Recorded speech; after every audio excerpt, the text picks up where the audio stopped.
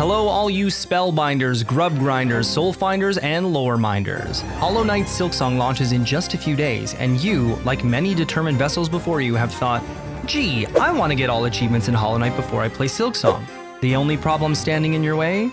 Pantheon 5. The fifth and final Pantheon, the Pantheon of Hallownest, is by far the most coveted challenge Hollow Knight brings. It is a test of mental fortitude more than anything, as it is a minimum 40-minute grinding session of beating down difficult bosses with few mistakes. Now, before you get too anxious about the challenge and decide to go spend the rest of your days with the Nailsmith and Shio, I've got some tips that will help you get through this gauntlet and finally achieve the true ending you've been seeking.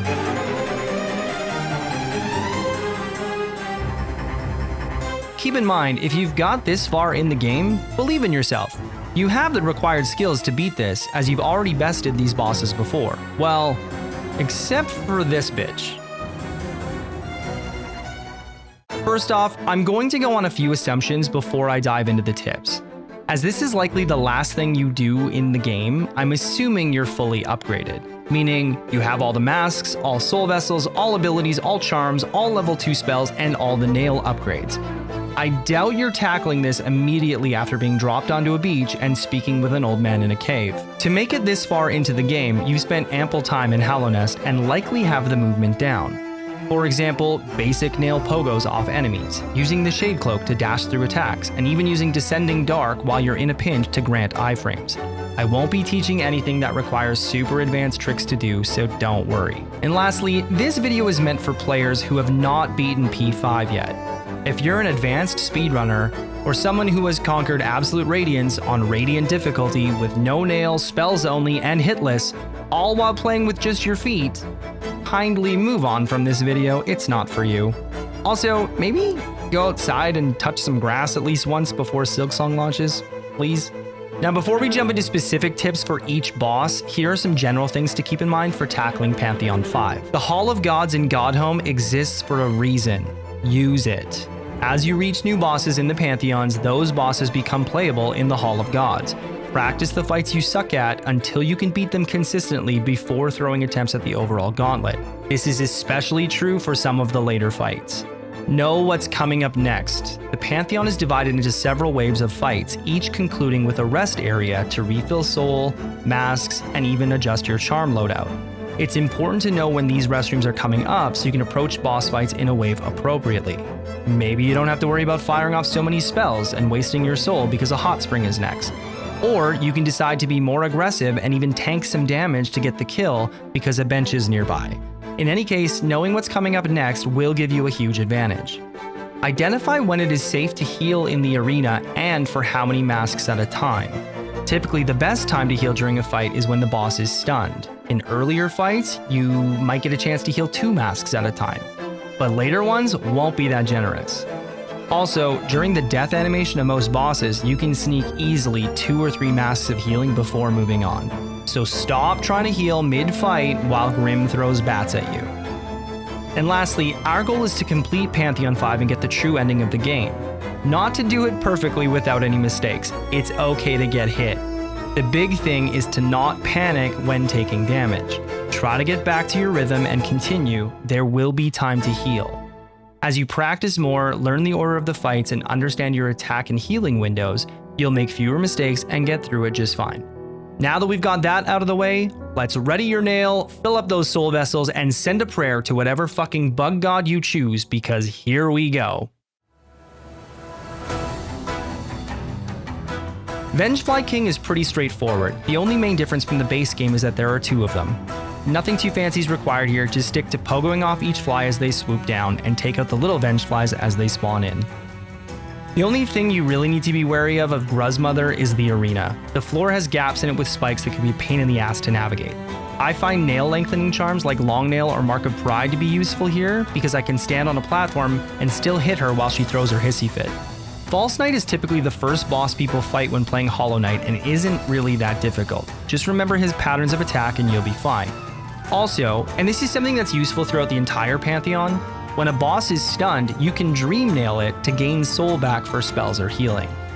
I feel like if you've made it to P5, you definitely don't need a tip for massive Moss Charger. I mean, this thing barely counts as a boss. Just spam nail slashes while walking towards it. Next, Hornet can always be a bit tricky as she has many different moves and attacks and is relatively quick. I like to be aggressive and use quick slash so I can stun her more quickly, but it's totally okay to be more patient and play the fight defensively. Recognize her attacks, dodge accordingly, get a few strikes in when safe to do so. When she's stunned, you can usually get 2 masks of healing. Much like Gruzmother, the hardest part of the Gorb fight is the arena. The gaps between pillars makes it tricky to hit him, especially as he teleports around. There are 2 ways I like to approach this fight. Number 1, using Quick Slash, I can get aggressive and get a few nail slashes in between his attacks. And number 2, I can charge up a nail art and unleash a Great Slash or a Dash Slash between his attacks. For Dung Defender, I like to be somewhat close to him and spam nail strikes, always ready to dash through him when he swims towards me. When he does his diving pattern, you can use Descending Dark to sort of pop him back out of the ground and sort of stun him. Ground? Is it ground or is it shit? Either way. Soul Warrior telegraphs his movement pretty well, so focus on dodging his attack and following up with one of your own. Also, it's good practice to eliminate the follies that spawn quickly so you can focus on attacking the big guy. The biggest thing with the Brooding Moloch is to not get greedy. Do 2 or 3 nail strikes, then back away as he uses his claw. Whenever he jumps towards you, he will always jump back towards the center of the arena. Just dash under him and continue kicking his ass. Fighting Oro alone isn't too difficult, you just need to get good at recognizing if he's going to strike with his nail or jump up in the air. When Mato joins the fight, things can get a bit more hectic. When the 2 Nail Masters are lined up on the ground, this is a perfect opportunity to spam Shade Soul, hitting both of them. The last thing to keep in mind is there is a rest area right after this fight. This means you can be generous when firing spells their way and even be aggressive in getting hits because you will refill all your health in the next room. Welcome to your first rest area. Take a dip in the glorious hot spring to refill all your masks and soul vessels. Also, the bench in these rooms gives you freedom to adjust or completely change up your charm loadout. I prefer a more melee focused charm loadout, so the ones I use are Unbreakable Strength, Quick Slash, and Long Nail. I always have Shaman Stone equipped to bring that extra damage from my spells. If you prefer more spell-based combat, look at charms like Shaman Stone, Soul Eater, Soul Catcher, and Spell Twister. Or hell, go full minion build with Fluke Nest, Glowing Womb, Weaver Song, and Grimm Child. Don't be afraid to have different charm setups for different boss waves too. The world is your oyster. Or I guess in this universe, your ant farm? Boo! You stink! Use the charms that work for you and for the bosses you fight. In his first phase, focus on hitting Zero with up slashes while he only has 2 daggers, being careful not to fall in the pits. When he summons 2 more daggers for phase 2, I switch to spamming Abyss Shriek for lots of damage quickly. Don't worry about wasting too much soul in this fight because the next room is a breeze and you'll get a lot back. Get close to Crystal Guardian and spam nail strikes. Jump and dash over him when he's about to laser you. Otherwise, stay out of the way of the arena lasers he summons and he goes down pretty easily. This fight is somewhat annoying, especially if Soulmaster teleports around too much. Try and get close to him and nail strike when you can. When he's stunned, you have lots of time to get 2 masks of healing in, or hit him with Abyss Shriek for big damage. For phase 2, just walk in one direction and then dash after he spawns. Once he hits the ground, go back the other way, rinse and repeat. The Oblobbles are unique in that when one of them dies, the other goes into an enraged frenzy, getting faster, stronger, and beefier. With Unbreakable Strength and the Pure Nail, you can strike each one 14 times before it dies. On the 15th hit, one Oblobble dies and now you can focus the Frenzied Brother. This is when I start using spells. Abyss Shriek after his attack pattern, or Shade Souls from across the arena and he goes down pretty quickly. Okay, first off, like many people, Sisters of Battle is easily my favorite fight in the whole game. It feels more like a choreographed dance than a boss fight. That being said, it's really chaotic and super easy to get knocked out of the rhythm if you get hit. Take the fight slow, focus on dodging the Sisters' attacks first, and only getting attacks in when safe to do so. I don't use a ton of spells during this fight, but if you're in trouble, you can always use Descending Dark for some iframes to get you out of a tight spot. Remember, there's a rest area right after this fight, so taking some damage isn't the end of the world. Also, there's like no time to heal during the fight. Not really sure what to say for the Marmove fight other than the hardest part of it is having to listen to the constant noise he makes. Otherwise, have fun playing ping pong. He goes down easily. Next. For Fluke Marm, I opt to save Soul, not using any spells, and instead just pogo on the side of it. You can deal with the Fluke phase as they spawn, but honestly, with Unbreakable Strength equipped, Fluke Marm is a breeze. Broken Vessel telegraphs his attacks pretty well, so be ready to jump when you see him about to dash towards you. Otherwise, get close and spam nail attacks, taking care of the infected balloons as they spawn. When he goes into his headbanging phase, go ham. For Galeon, I like to get underneath him and spam up slashes while avoiding his big spinning scythe. In phase 2, when he summons his 2 spinning discs, hit him with Abyss Shriek a couple times. Shio really telegraphs his attacks, so be sure to see what color paint is on his brush and familiarize yourself with what they mean. Basically, dodge first, get attacks in second. He jumps around the arena a lot, so spam Shade Soul to your heart's content. The Hive Knight is super fast. Stay close to him getting attacks in and be ready to jump over him when he attacks you. Only ever go for 1 mask of heals when he's stunned. Ideally, you want to take him out quick before he summons his swarm of bees because they are annoying as fuck to deal with while he's jumping around everywhere. Try to stay under Elder Hu, up-slashing him while moving in the same direction. Dash with Shade Cloak if some of his pancakes are about to hit you. Pretty simple fight overall. This is where Unbreakable Strength really shows its charm. Get it? Charm. See what I did there? Anyways, when he drops his jars of minions from the ceiling, dash towards them and you'll one-shot everything, allowing you to get close to the collector for attacks. Only focus on the beast, pretty much ignore the God Tamer himself. Spam Shade Soul if the beast is across the arena from you. When the beast rolls towards you, it will always hit the back wall and then fall where you were standing. Just jump over the roll, move away from it before attacking with your nail. Once the beast dies, the God Tamer lays his own life down.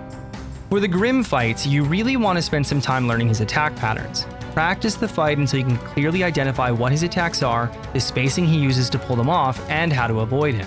During the fight, dodge first, then get attacks in, and don't be greedy, this fight is a marathon.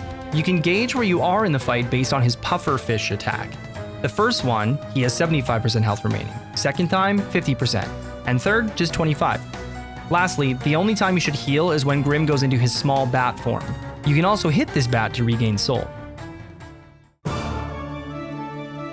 With the Watcher Knights, you want to focus each knight individually as much as you can before another knight spawns. When there are multiple on screen, stacked in a line, spam Shade Soul for big damage.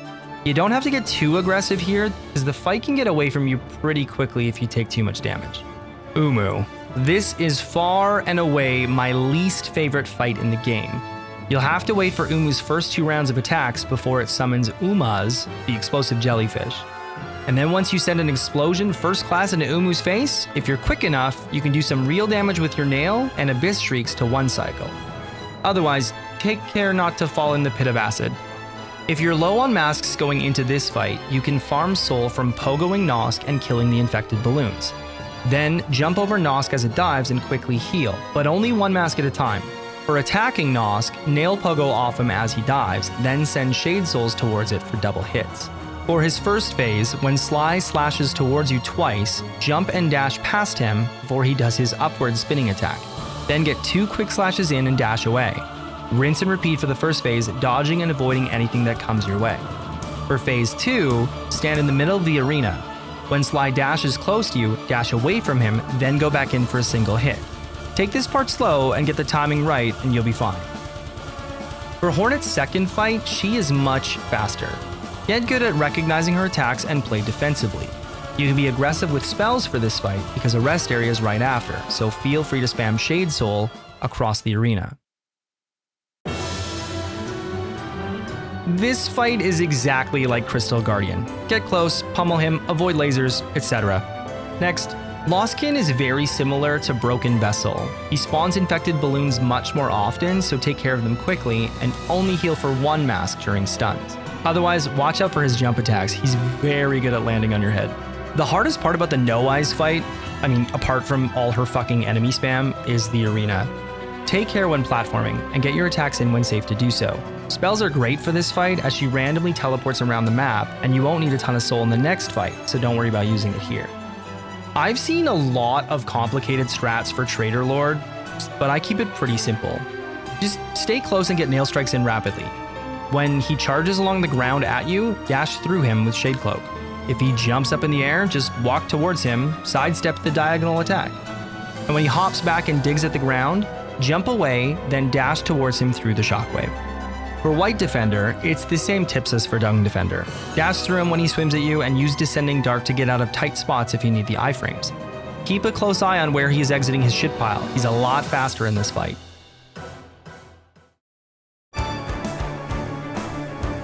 Soul Tyrant is similar to the Soul Master fight, except he teleports around even faster.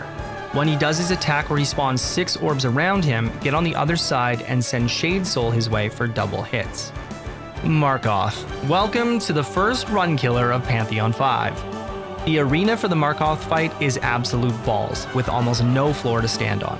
Couple that with his fast daggers in phase 2, and it's really easy to lose a ton of masks in this fight. My tip for Markoth is to charge Nail Arts during the first phase. Unleash a Great Slash and then back the hell away. Repeat this until he summons his second dagger.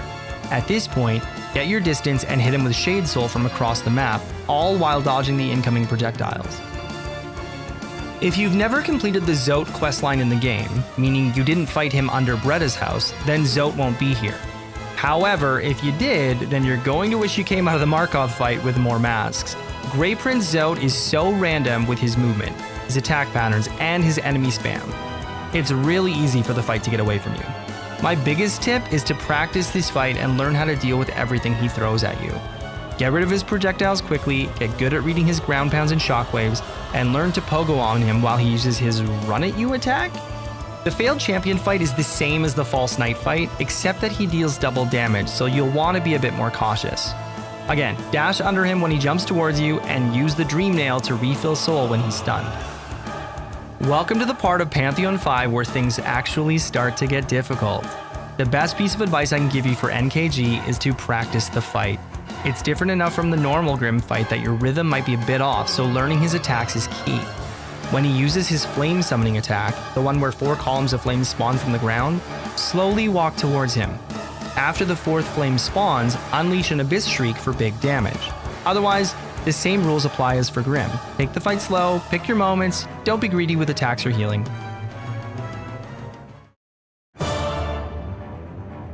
Once again, the best thing for Pure Vessel is to practice the fight. Practice, practice, practice. Get used to all of his attacks, the telegraphs, how to dodge them, what spacing you need to dash away, and don't get greedy with healing. Only heal for 1 mask when you stun him.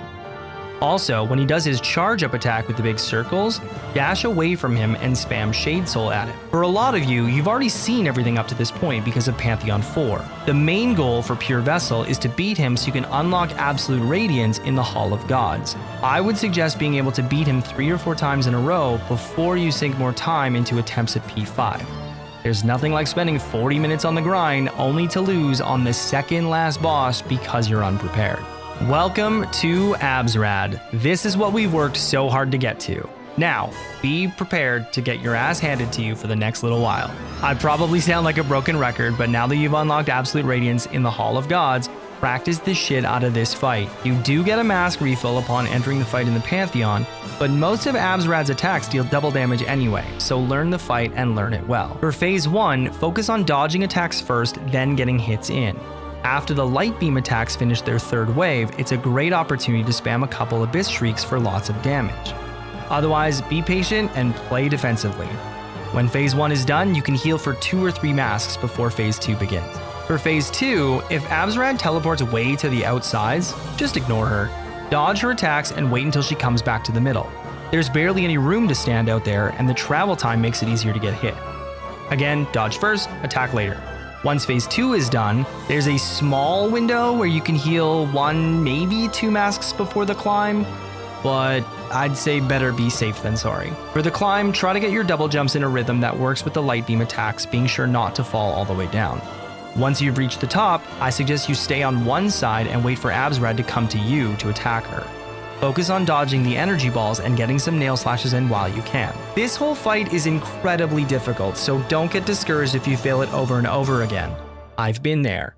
Just like Pure Vessel, I would suggest being able to beat Absolute Radiance 3 or 4 times in a row in the Hall of Gods before doing Pantheon 5 attempts. Anyways, I'm Chambo. Thanks for checking out my tips for Pantheon 5.